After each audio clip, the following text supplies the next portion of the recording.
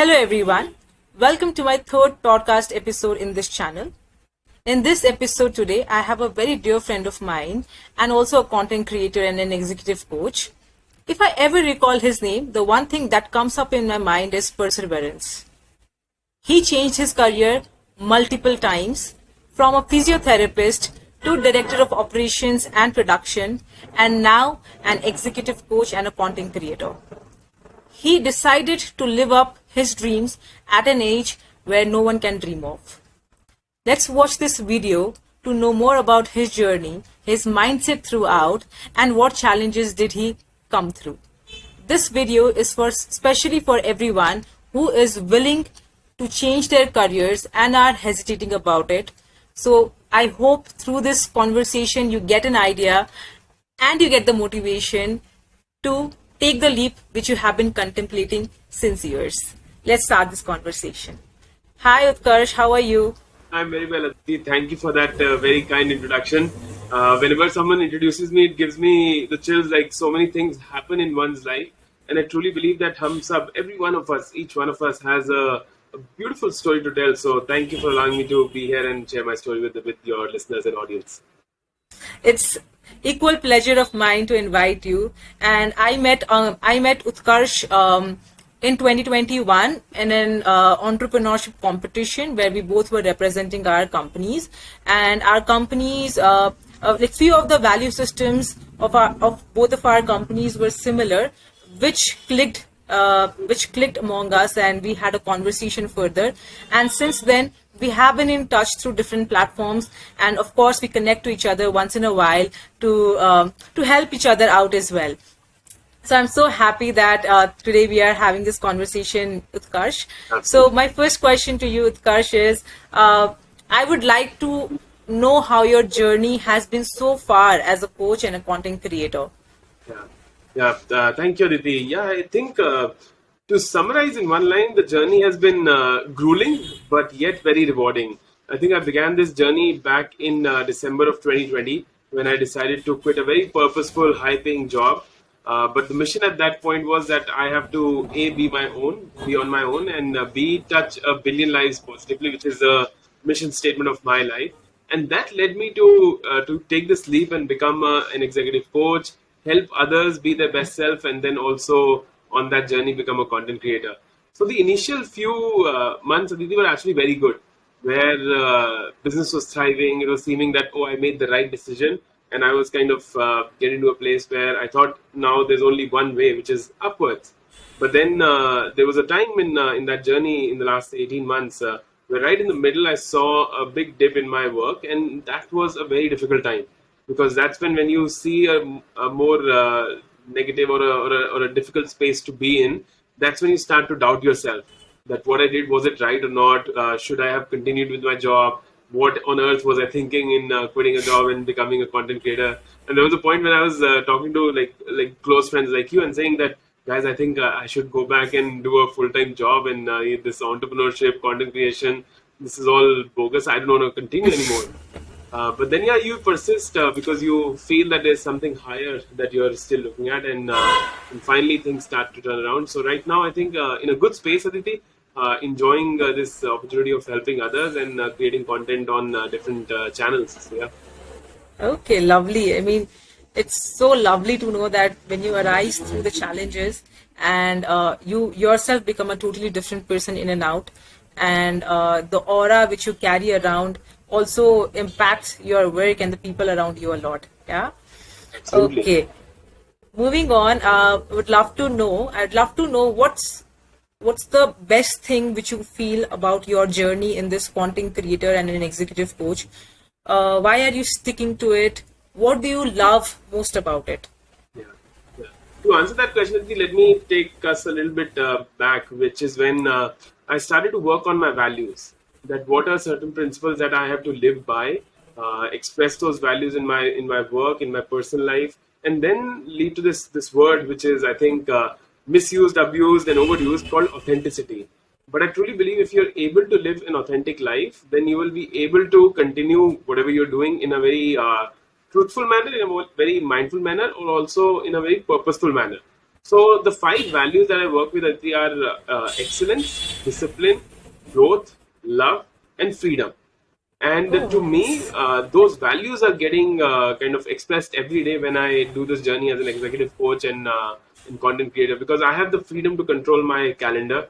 I can put things on the calendar when I want, and I can take a break when I want. So that moment of freedom, I think, is very important. The way I interact with my clients, that's full of love, that's full of energy to them, because I want to do my best to help them come through the and carve out through the challenges that they're facing. And then also this act of discipline and excellence, that also gets lived every day. And so I think to just summarize it for the viewers, if you're able to live a life that is driven by your values, then it'll be very easy to be on any journey that you are, whether you're a entrepreneur or a homemaker or a executive or a vice president of an organization. All paths will be well served if you are true to who you truly are. Okay, I mean that's a very lovely statement which you have given, that everything has to be fueled by love, so that you have to whatever you are giving, it turns out to be the best. Yeah. And I think that's something the book The Power by Rhonda Bryan also speaks about, Correct. right? That if anything is going wrong in your life, then in that area something is missing, and that might be love, right? Yeah. So it can be anything, and it has to be powered by love, so that it turns out to be the best. Amazing, Thank you. amazing Utkarsh, You know, amazing. one small thing I can share here is when I interact with my children. I have two boys who are 8 and 11. Oh, I tell them, and I tell people around in my content creation journey also, that they were my first coaches. They actually told me how to behave, how to be patient, how to ask questions, and how to stay curious. And so they, in a way, taught me to be a better and a patient coach. So all help to them. and trust me, like for my viewers, I have been in one of his sessions with Utkarsh. I mean, as a friend, he helped me out, and trust me, the way he deals as a coach is amazing, and the questions he asks are very intriguing and very reflective, which of course gives you the answers which you have in yourself very easily. So amazing work, Utkarsh, amazing work. Okay, moving on. Utkarsh, see, you have switched so many careers, right? From physiotherapist, then for 8-year journey of director, as a director of productions and operations, and now you are a content creator and an executive coach, right? Throughout this career journey and also in your personal life, do you regret anything? Any decision that you feel you should not have taken? Yeah. A cliche answer is that no, I don't regret anything, and everything is going really well, and I'm in a good spot. But to be honest, Aditi, there are moments when you regret everything. There are moments when you feel like, why did I take this leap? And a very early example I'll share with you. So when I was a physiotherapist, I was dealing with patients, right? And patients and clients who would come to my clinic, and I would help them be better or heal them. And so in that moment, I never used a calendar. I never had to go through like any technology, because at that point, technology was not part of our lives the way it is today. And so when I joined this organization in 2013, there they asked me to be on a call at 10 p.m. at night. It was a US client that I had to be on. And to me, that was so new that I missed that call. And the next day, it was a call between the founder, me, and the agency on the other side. And then the next day, I got like a little bit of feedback that, Utkarsh, this is not going to work if you continue to miss those calls. And in that moment, I regretted it. And I was thinking, Utkarsh, you were okay to being a physiotherapist. Where have you taken yourself? Now life is going to be hell, and it'll be so difficult. But that regret, once you get over it, and once you start to kind of walk your way through it and learn new things, if you're open to learning, Aditi, then I think anything and everything is possible. And so, in Yeah. hindsight, now I can reflect back to the last 15 years and say I don't regret anything. But in the moment, there have been times when I do regret it. But my reaction to regret is to learn and move forward.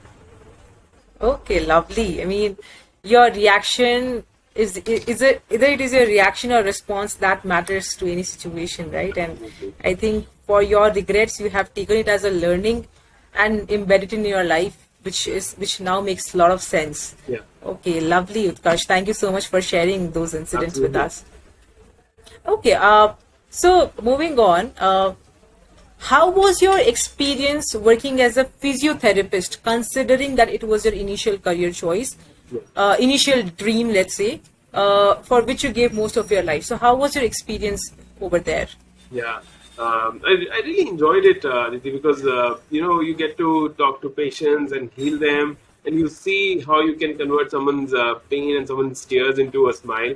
So I really enjoyed that. And I think what really helped me be in a good place as a physiotherapist was that my father was a physician, and so he had his own clinic, and I was able to kind of join him in our private practice.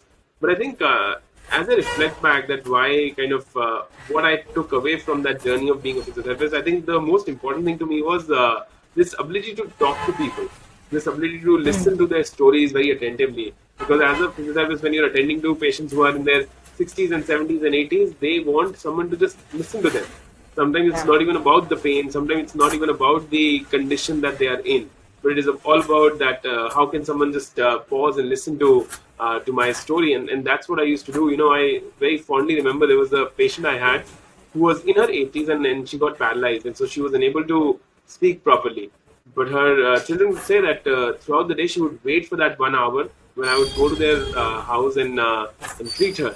And it was more than the treatment. She was waiting for me to be there and to communicate in her ways to me. And I think that communication, that ability to listen to people attentively, and just being there for patients who were healing, I think that was the best part of my life as a physiotherapist. Okay, love. So, Utkarsh, you mentioned that your father was a physician. So, what would you say that if we imply that your decision to become a physiotherapist was more or less inspired by your family or societal pressure? So, what would you say regarding that?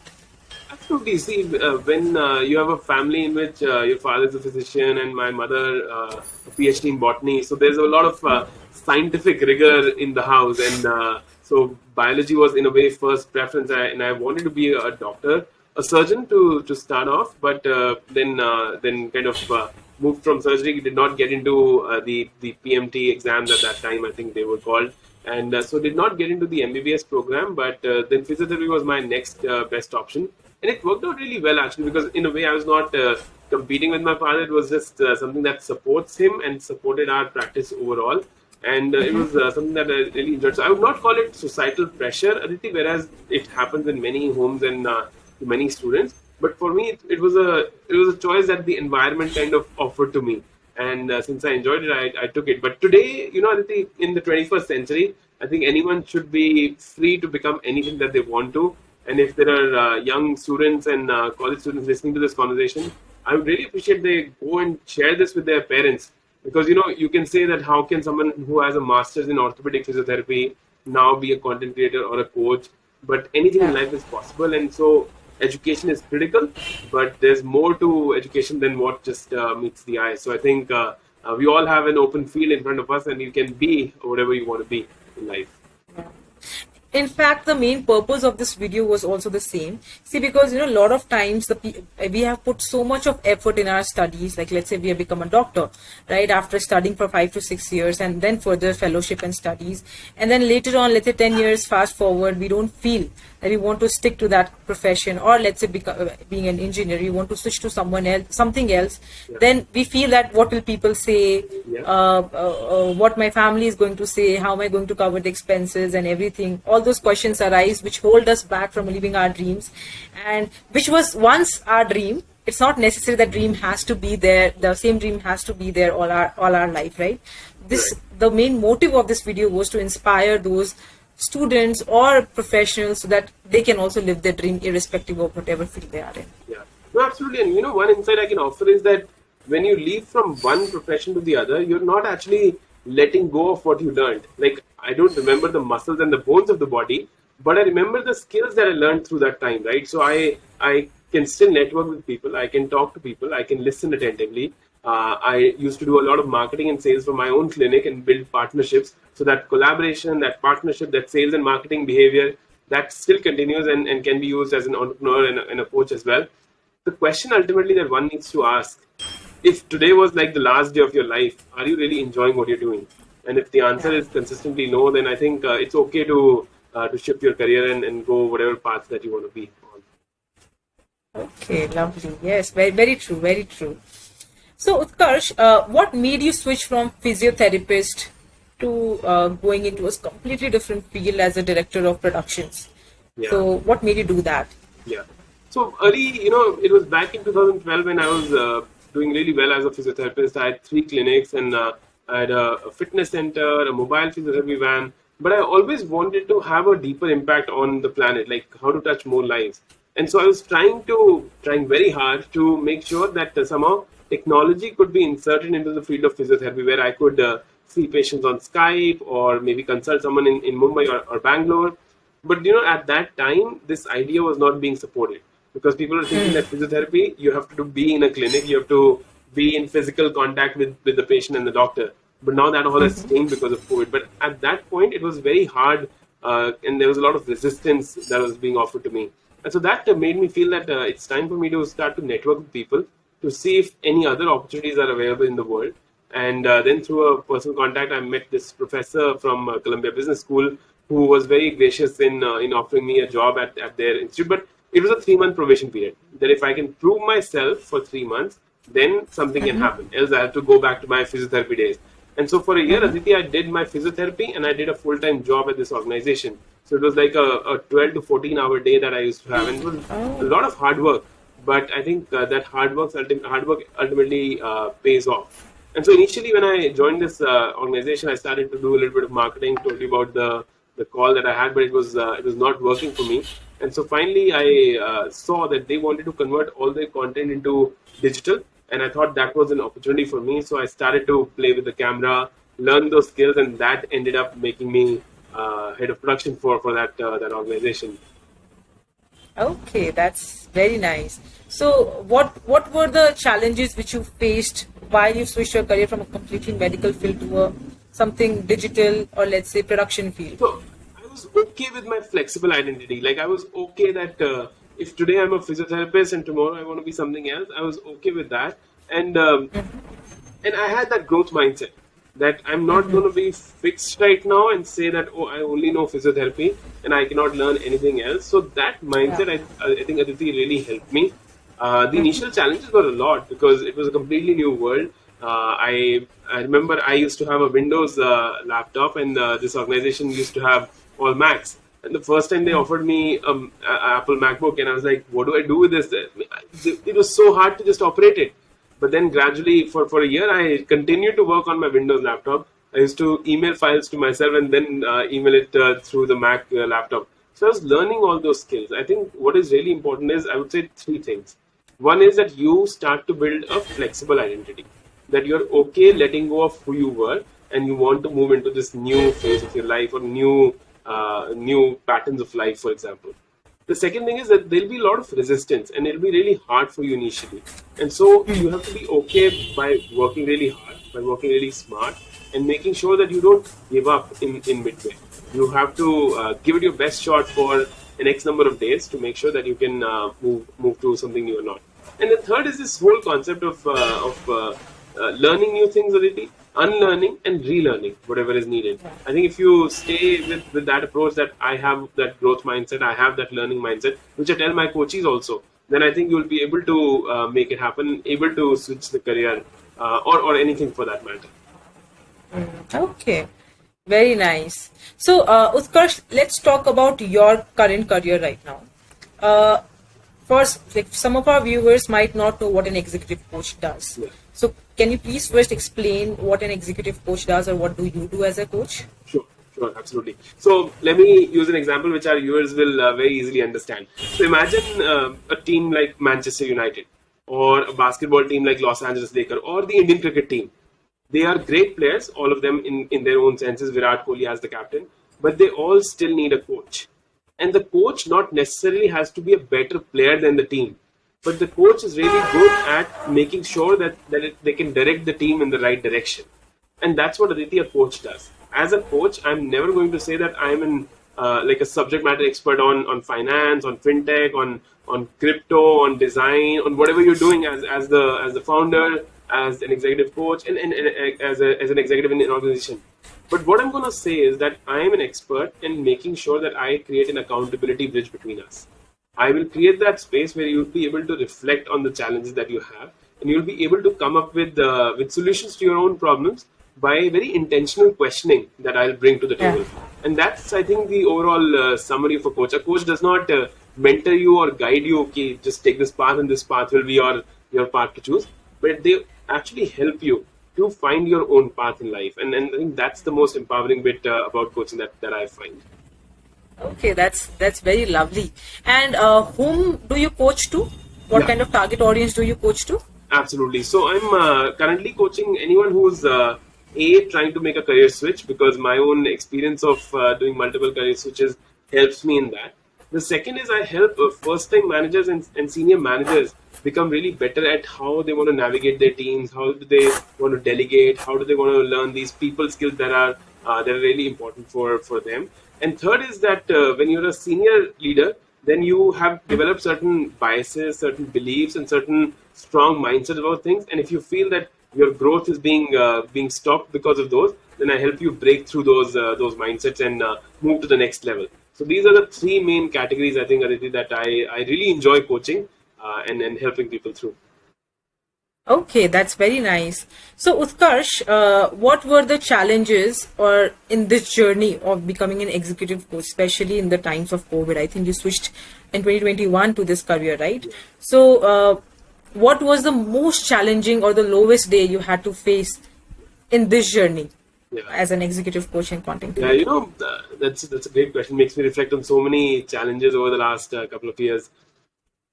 I think the biggest thing is actually that there will be times when people will not trust you, because they will maybe sometimes say, "Oh, you're such a young person. How can you be a coach? You don't even have any white hair. How can you guide me to be anything else?" And so that becomes a big challenge where people are not trusting you in one go. The second challenge is that you feel that your services should be at a certain price, and people feel that, oh, the market is 50% of that. Then why are you charging highly?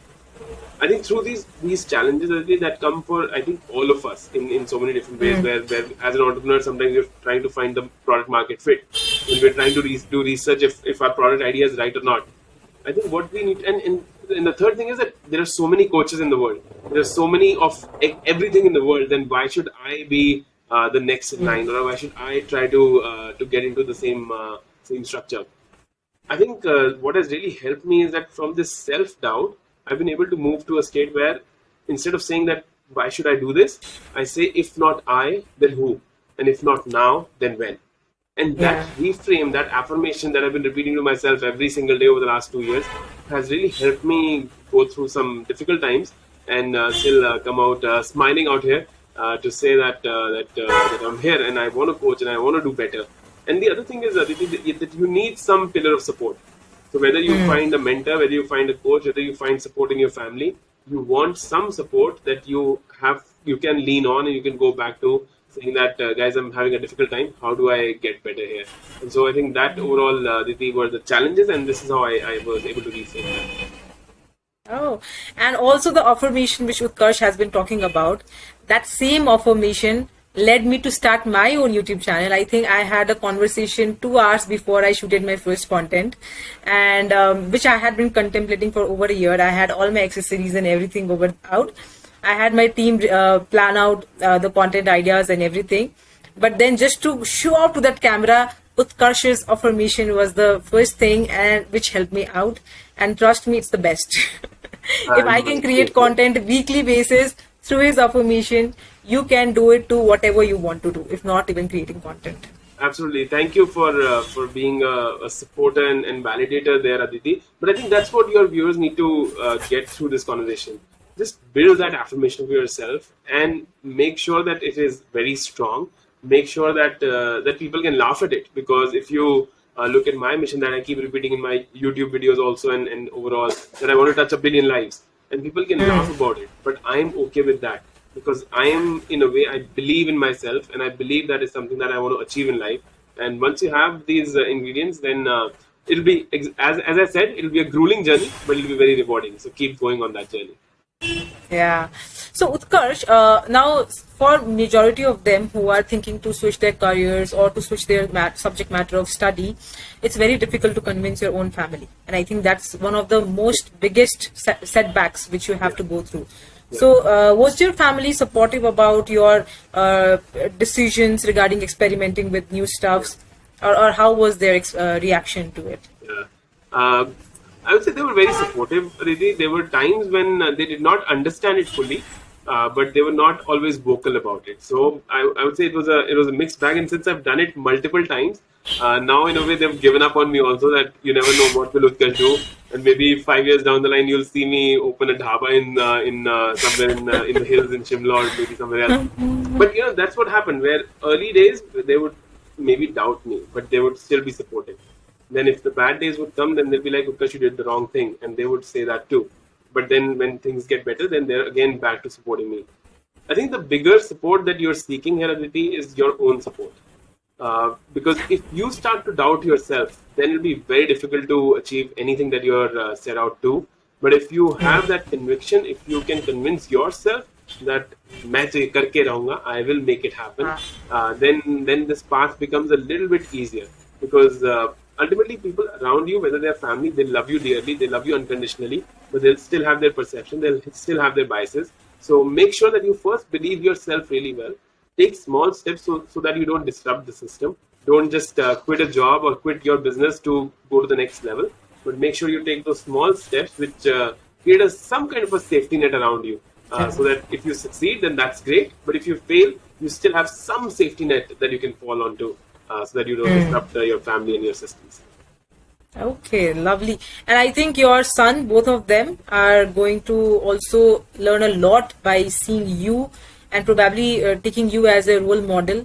And they might also keep on that experiment spirit with their life. So that because it's a journey, right? No one is going to take anything back from over here. We are only going to take our karmas and learnings with us. And I think this is how we generate all of it, the good ones and the bad ones both. Yeah.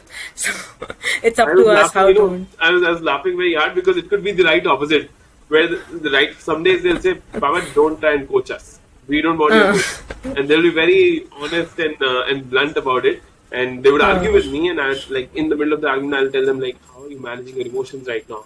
And they know these questions, so they'll be like, we're not going to get coached by you, so you go to the other side and we'll take care of ourselves. So you never know. As a parent, I think it's a very difficult journey that me and my wife are on. Sometimes you doubt every decision that you make, and sometimes you feel like you're confident as a parent. So the resultant will be maybe shown after a couple of decades, and I'll let you know with my white hair if I did anything right as a parent or not. We are going to have another podcast maybe 20 years later again. Absolutely. If podcast will be a thing 20 years later, I don't know what will be the thing that time. We'll do some virtual reality where we'll be in the viewer's room having a conversation on the sofa. And probably time travel, we never know. Yeah, absolutely. Yeah. Okay. So Utkarsh, one more thing I wanted to know, since executive coach as a career option, it's not very common in the countries we both are living in, Nepal and India, right?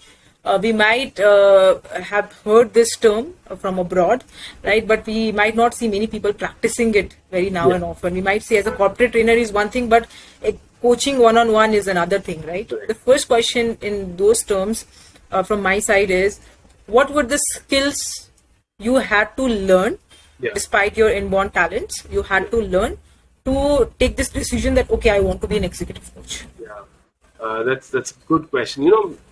I think the mindset is still evolving, as you're saying, in countries like ours, India and Nepal. The thing that has happened over the last few years is that there's been a proliferation of coaches. Anyone and everyone who can get educated in this direction can has certain life experiences starts to call themselves a coach. And so my only fear is that I don't want this profession to be getting eroded in any way. I hope we all as coaches keep working on ourselves, keep growing ourselves to support our clients. That to me is the most important thing. The second is, I think some of these things are innate of being a coach, but some of these have to be learned. For example, the art of questioning. It was not something that was very natural to me. But now, with all the practice that I've gone through, the programs that I've learned coaching through, the questioning is becoming an integral part of my life. Where if I'm doing something, I start to question myself. And question is not a negative connotation. By question, all you're doing is you're opening your horizon up. That what else can I do? How can I become better? The second thing is you have to be a lot of the listening skills have to be very powerful. That what the other person is saying, not just by their words, but by their emotions, by their body language. And I think that's the second skill that is non-negotiable for a coach. And the third and the final, which is to me, I think the most difficult, is non-judgmental ability. That if, as a Yeah. coach, during a conversation, if I start to judge the coachee on anything, or start to say that, what are they saying? What is wrong with them? Why are they doing like this? If my mind even starts to have thoughts like these, then I'm not being the coach that they deserve, and that's when I have to be better for them. And so this three things, I think: questioning, listening, and being a non-judgmental person overall in life, where you stop judging yourself and stop judging everyone else in the world, then that would be the ideal match for you to become a coach. And finally, it is a hard journey to take, because the market is still not evolved. But I think if you're ready for it, if you feel that you have all the skills and attributes of being a coach, then it's just go ahead and then kick off that journey for you. Okay, very nice. I think for our viewers, it's a great insight to know, even if they want to become an executive coach, or if they want to hire an executive coach, these are the skills which you must look into. Okay, now moving on, my next question to you in terms of this career again is what were the certifications or the particular courses which you would suggest to take if someone wants to get on this journey? Absolutely. So, the largest organization that supports coaching across the world is called the International Coaching Federation. And I think ICF has such amazing credentials, processes, that any institute that offers you an ICF program would be a great step for a coach to start with. Then beyond that, there are many other paths that you can take. For example, right now I'm a stage where I'm an ICF certified ACC coach, which means I have 100 plus hours of coaching. I have done one program with an ICF certified vendor or a training provider, and I'm on this path. Once you go to the ACC level, the next level is PCC, which is when you have 500 plus hours of coaching. So I think find something that is well credentialed, it is well researched, and it has some great reviews from alumni. And that's the first thing you should do to finding the right training for you. The second step that I used in my own time back in 2019-20, Aditi, is I started to speak to a lot of coaches to understand their perspective. So network with coaches who you feel have either gone through that program or took a similar journey as you are taking right now a few years ago. And so their insights, what value they'll offer, I think that'll be so amazing for you that you'll be able to then identify what you actually want to do. And then third is find your niche. Like, do you want to be a life coach, a fitness and wellness coach, a nutrition coach, an executive coach, a leadership coach? So what kind of coaching do you want to do? What kind of people do you want to coach? And once you have that this is the path that I want to take, then finding that program will be much easier for our learners and listeners here. Okay. Utkarsh, moving on, there is one more concern which usually arises up to the people who don't understand coaching much, but they're interested about it. The question is, let's say when our coachee or when our trainee, whenever they are going through certain negative issues, negative situations in life, and when we as coach them, right? There are very high chances that that negativity, that state of mind transfers to us as we spend more time with our coachee, right? So in that, how much do you agree with this thing, first of all? And secondly, if it comes to you as well, if it transfers to your state of mind, how do you deal with it? That's a very apt question. See, energy is something that is we've learned in physics, right? Neither created nor destroyed. It is just passed on from one state to the other. And when you talk to people, you tend to kind of get their energy into you. So this process actually happens and definitely happens. And that's when a coach has to have a higher positive energy so that they can induce the other person with that energy and not vice versa.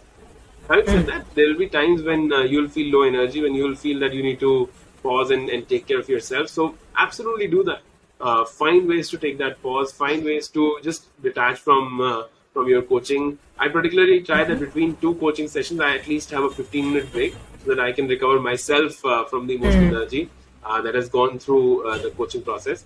The other thing is, once you learn to become non-judgmental, I think that's when you stop to judge even energy as negative or positive, lower or higher. And that's when just a moment of transfer of energy that is happening. The questions you're asking are helping the coachee find a solution. And sometimes when you see that state change for them in a session where they start with a certain level of confusion, but end the conversation with an action plan or something that they know that they want to now do, I think that really helps you evolve as a coach when you see that impact on your clients. So I think that's the answer. I hope it helps our listeners today. I think that's a great tip and insight, even for me as well, because sometimes when I coach certain people, I feel that state of mind coming to me.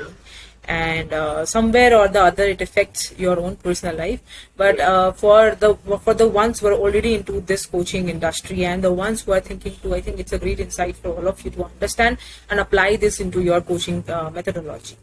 Okay, a very interesting question, Utkarsh, which I saw in your other video. It was about your framework, 5A framework regarding awareness of your situation.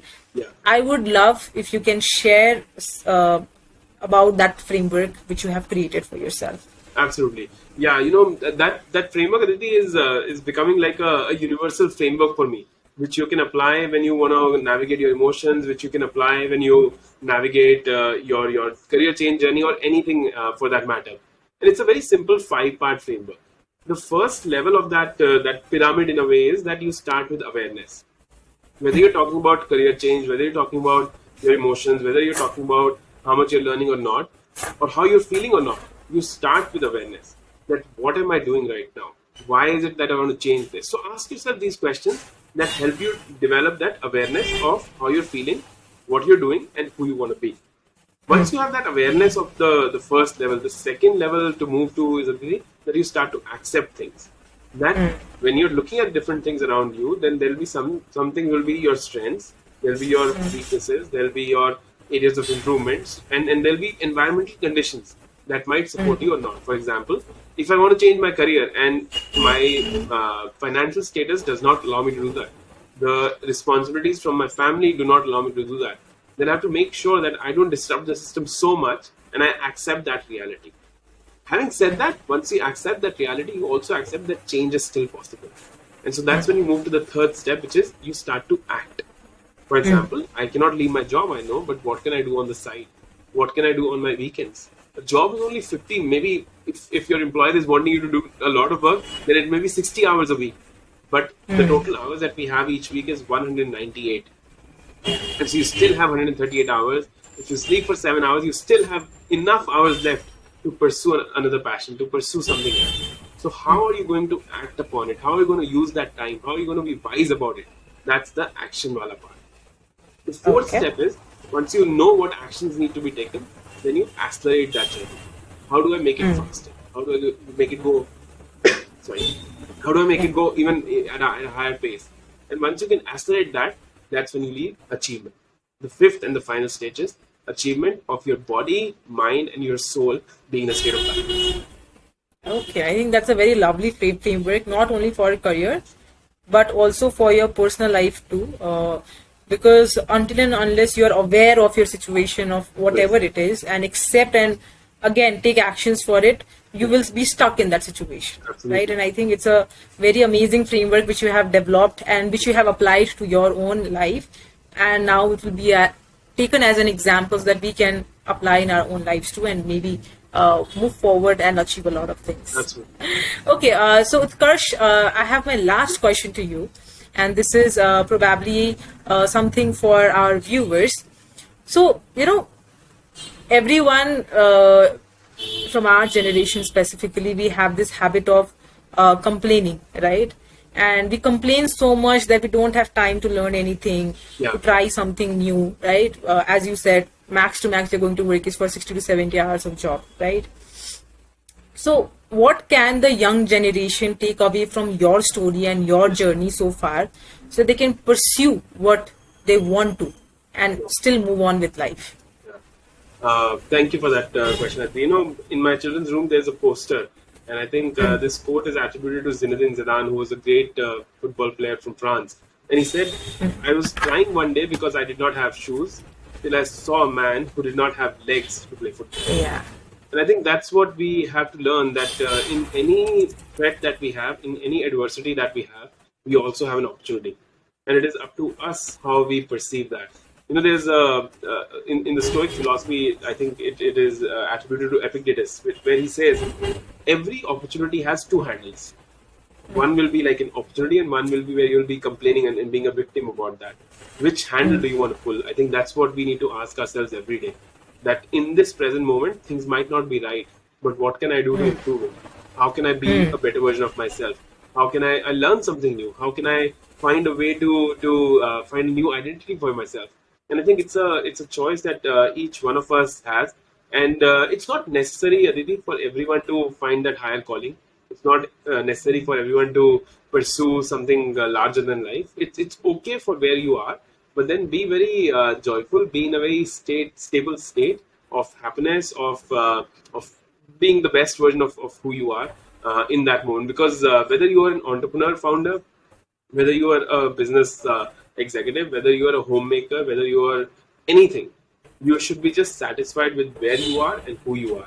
If you're not, then it's time to change. But if you are, then just have fun in life. I think we all just have one life. Why waste it based on someone else's thoughts? And people can say that entrepreneurship is amazing. People can say that building $1 billion business is amazing. But for some people, maybe they just want to travel the world, and that's about it. So choose what you want to do in life, and then just be at it. And if you do that, then success will be yours. Amazing. I think that's a very good message for myself as well, because there are days when we don't feel like things are going as we want to, right?